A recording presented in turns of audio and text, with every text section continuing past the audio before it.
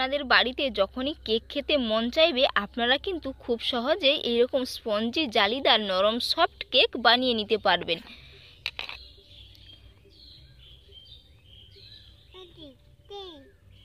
আপনি যদি আমার চ্যানেলে প্রথম হয়ে থাকেন আমার চ্যানেলটিকে লাইক শেয়ার ও সাবস্ক্রাইব করে নেওয়ার অনুরোধ রইল। আজকের রেসিপিটা খুবই সহজ, পরিমাপগুলো যদি ঠিকঠাক থাকে যে কেউ বাড়িতে খুব সহজেই কিন্তু বানিয়ে নিতে পারবেন। তো আমার সাথে থাকুন কিভাবে আমি বানাই, আর পুরো ভিডিওটা দেখবেন, আশা করি আপনাদের ভালো লাগবে। কেক বানানোর জন্য আমি প্রথমে একটা বেটার বানিয়ে নেব। বেটার বানানোর জন্য একটা মিক্সিং বোল নিয়েছি, এর মধ্যে আমি এই বাটি নিয়েছি, এই বাটিটার মাপ করে হাফ বাটি চিনি দিয়ে দিচ্ছি। চিনিটা আমি আগে থেকে গুঁড়ো করে নিয়েছি। হাফ বাটি চিনি নিয়েছি, এই বাটির মাপ করে এক বাটি ময়দা নিয়ে নেব।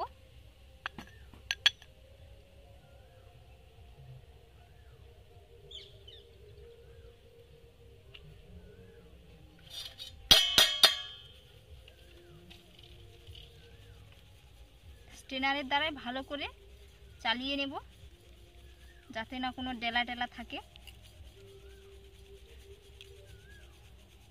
আপনাদের বাড়িতে যদি মিক্সি থাকে আপনারা সমস্ত উপকরণগুলো একসাথে দিয়ে মিক্সিতে 3 থেকে 4 বার ঘুরিয়ে নেবেন, দিলে কিন্তু খুব সুন্দর হবে। কেকের বেটারটা যদি ভালো হয় কেক কিন্তু ততটাই সুন্দর হবে।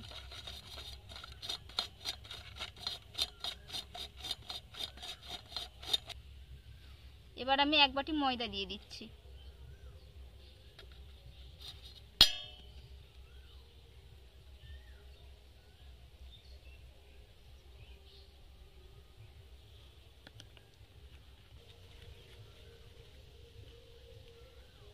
যেই পরিমাপে চিনি নিয়েছিলাম সেই পরিমাপের আমি সাদা তেল দিয়ে দিচ্ছি।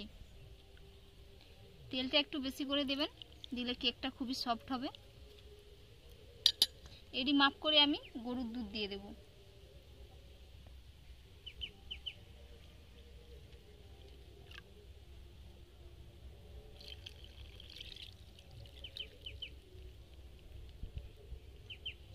এবার সমস্ত উপকরণগুলো হ্যান্ড উইচ দিয়ে ভালো করে মিশিয়ে নেব।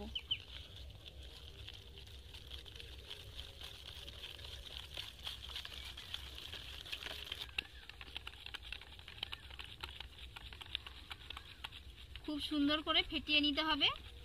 বেটারটা যদি খুব সুন্দর করে ফেটানো হয় কেকটাও কিন্তু ততটাই সুন্দর হবে। মূলত বেটারটাই হচ্ছে মেন। বেটারটা খুব সুন্দর করে ফেটিয়ে নিয়েছি, এর মধ্যে আমি এলাচের গুঁড়ো দিচ্ছি। আপনারা এলাচের গুঁড়োর পরিবর্তে ভ্যানিলা এসেন্স দিতে পারেন, তো ভ্যানিলা এসেন্স কিন্তু সবার বাড়িতে থাকে না, এর কারণে আমি এলাচের গুঁড়ো দিচ্ছি। এর মধ্যে আমি হাফ চামচ বেকিং পাউডার দিচ্ছি, এর হাফ আমি বেকিং সোডা দেব, তার হাফ আমি বেকিং সোডা দিচ্ছি। বেকিং সোডা আর বেকিং পাউডার দেওয়ার পরে আপনারা কিন্তু বেটারটা বেশিক্ষণ রাখবেন না, এর যে নিজস্ব একটা গুণ থাকে সেটা কিন্তু আর কাজ করবে না। যতটা সম্ভব তাড়াতাড়ি বেটারটা কেক বসিয়ে দেবেন।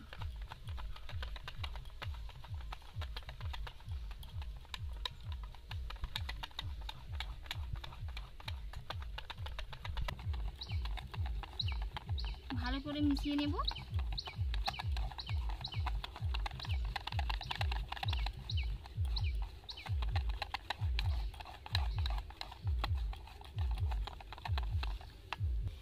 এর মধ্যে আমি 1 চামচ ভিনিগার দিয়ে দিচ্ছি।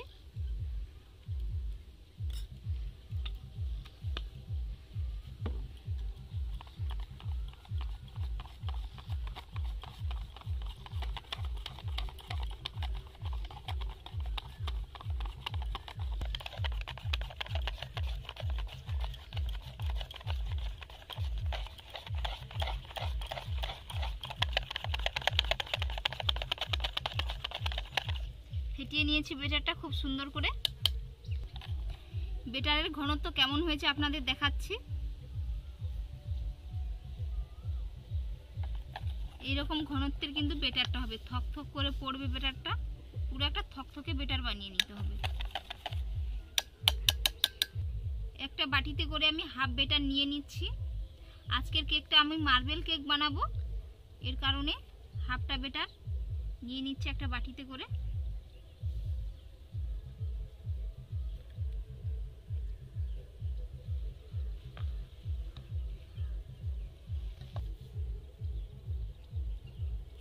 এর মধ্যে আমি 3 চামচ কোকো পাউডার দিয়ে দেব।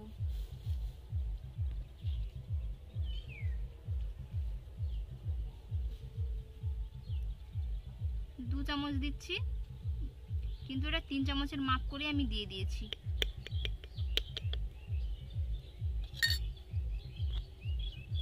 যেহেতু কোকো পাউডার দিয়েছি, ব্যাটারটা একটু ঘন হবে, এর কারণে আমি এর মধ্যে একটু দুধ দিয়ে দেব।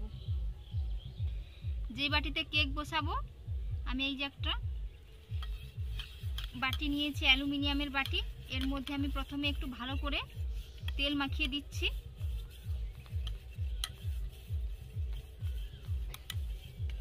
এর মধ্যে আমি একটু ময়দা ছড়িয়ে নিব। ময়দা ছড়িয়ে দিলে কিন্তু কেকটা খুব সহজেই উঠে যাবে।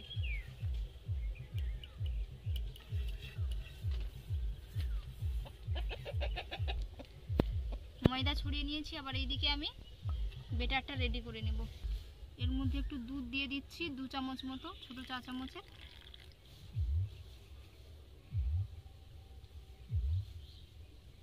ভালো করে মিশিয়ে নেব।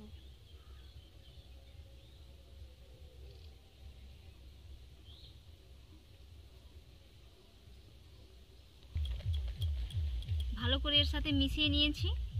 এটার ব্যাটারের ঘনত্ব ঠিক একই রকম হয়েছে।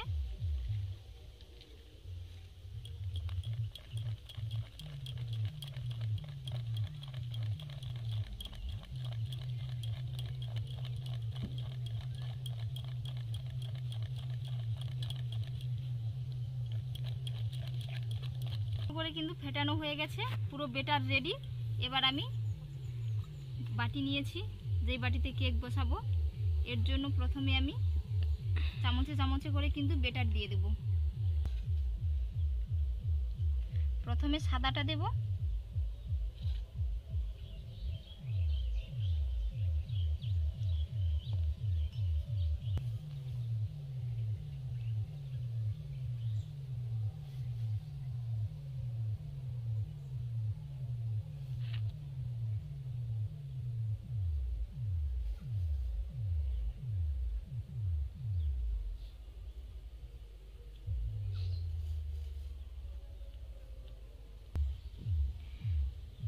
ধৈর্য নিয়ে ব্যাটারটা দিতে হবে।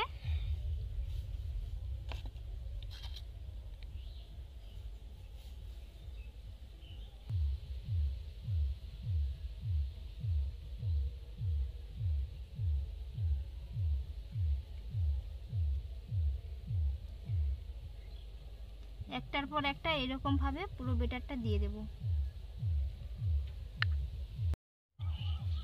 ব্যাটারটা পুরো দিয়ে দিয়েছি। এবার আমি এগুলো একটু কেটে নেব, সাইডগুলো।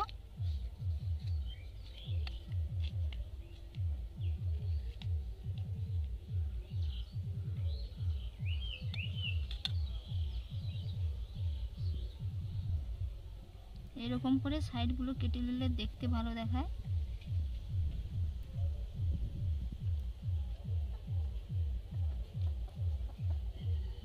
হয়ে গেছে। এবার আমি চুলার মধ্যে ব্রেক করে নেব। আমি কেক বসানোর জন্য আমি একটা কড়াই নিয়েছি, তো কড়াইয়ের মধ্যে একটা বাটি দিয়ে দিচ্ছি। বাটির উপরে কেকের ব্যাটারটা রেখে দিচ্ছি, দিয়ে একটা ঢাকনা দিয়ে এটাকে আমি 25 মিনিট মিডিয়াম ফ্লেমে জাল দিয়ে নেব। তারপরে আমি আপনাদের দেখাবো। 25 মিনিট হয়ে গেছে, দেখে নেব। কেকটা ফুলে ফেপে পুরো একেবারে কত সুন্দর হয়েছে, কত সফট হয়েছে। তো একটা আমি কাঠি দিয়ে দেখে নেব। কাঠির তলায় লেগে যাচ্ছে না, এর মানে বুঝে নিতে হবে হয়ে গেছে। তো এবার আমি এটাকে নামিয়ে নেব। নামিয়ে ঠান্ডা করে আপনাদের আমি দেখাচ্ছি কেমন হয়েছে। এটা অনেকটা ঠান্ডা হয়ে গেছে। এবার আমি মোল্ড আউট করে নেব।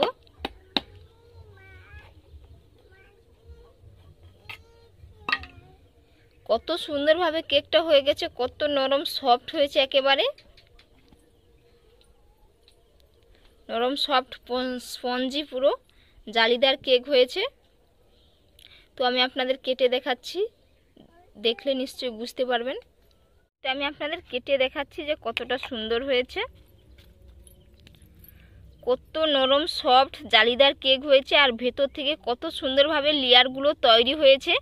দেখেই কিন্তু জিভে জল চলে এসছে। সত্যি বলছি বন্ধুরা, কেকটার স্বাদ কিন্তু অসাধারণ হয়। আমি আগেও বাড়িতে বানিয়ে দেখেছিলাম, খেয়েছি।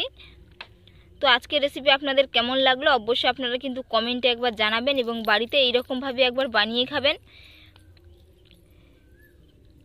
তো আপনারা ভালো থাকবেন, সুস্থ থাকবেন, ধন্যবাদ।